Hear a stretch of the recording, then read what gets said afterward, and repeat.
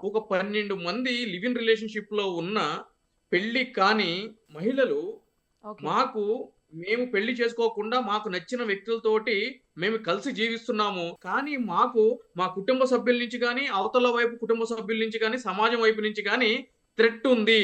అంటే మమ్మల్ని చంపడానికి గాని, మమ్మల్ని కొట్టడానికి గాని, మేము సమాజానికి వ్యతిరేకంగా కార్యకలాపాలు చేస్తున్నాము అని చెప్పని మమ్మల్ని మాకు థ్రెట్ ఉంది కాబట్టి సంబంధించిన పోలీస్ స్టేషన్‌లకి వెళ్లి మాకు ప్రొటెక్షన్ ఇవ్వమని చెప్పానంటే, సంబంధించిన పోలీస్ అధికారులు మాకు రక్షణ కల్పించట్లేదు కాబట్టి మీరు మాకు రక్షణ కల్పించే విధంగా సంబంధించిన పోలీసు వారికి ఆదేశాలు జారీ చేయండి అని చెప్పి వెళ్ళటం జరిగిందండి. అంటే కలిసి అందులో వెళ్లారా అండి? భాగంగానే వేరు వేరు పిటిషన్స్ అన్ని? వేరు వేరు వేరు వేరు. ఆ! పిటిషన్స్ అండి. ఓకే. వేరు ఓకే. వేరు పిటిషన్స్ ఓకే. అన్ని. ఓకే. వేరు వేరు పిటిషన్స్. హ్మ్.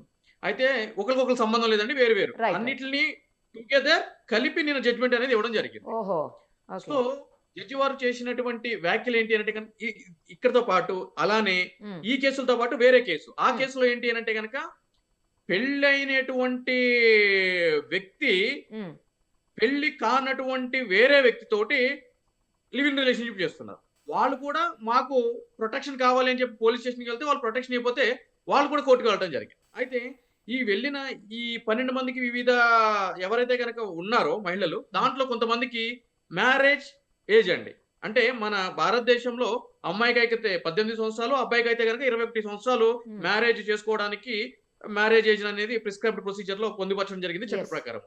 అయితే దీంట్లో ఆ వయసు అంటే ఫర్ ఎగ్జాంపుల్ అబ్బాయికి 20 సంవత్సరాలే ఉన్నాయనుకోండి. చట్ట హ్మ్. ప్రకారం ఏంటి 21 సంవత్సరాలు ఉంటేనే పెళ్లి చేసుకోవడానికి అర్హుడు కింద మనం భావిస్తా ఉంటాము. అవును. సో, 20 సంవత్సరాల వయసున్న వ్యక్తి, 18 సంవత్సరాలు నిండినటువంటి బాలిక కలిసి సహజీవనం చేస్తున్నప్పుడు మరి వాళ్ళకి అంటే ఒక వాలిడిటీ లేదు కదా! మ్యారేజ్ హ్మ్. చేసుకునేటువంటి వాలిడిటీ. అవును. మరి అటువంటప్పుడు కూడా వాళ్ళకి ప్రొటెక్షన్ కల్పించాలా లేదా అనే ఒక అంశం కూడా ఇక కోర్ట్ ముందుకు రావడం జరిగింది. సో, ఈ అంశాలన్నిటిని పరిగణలోకి తీసుకున్న తర్వాత హ్మ్.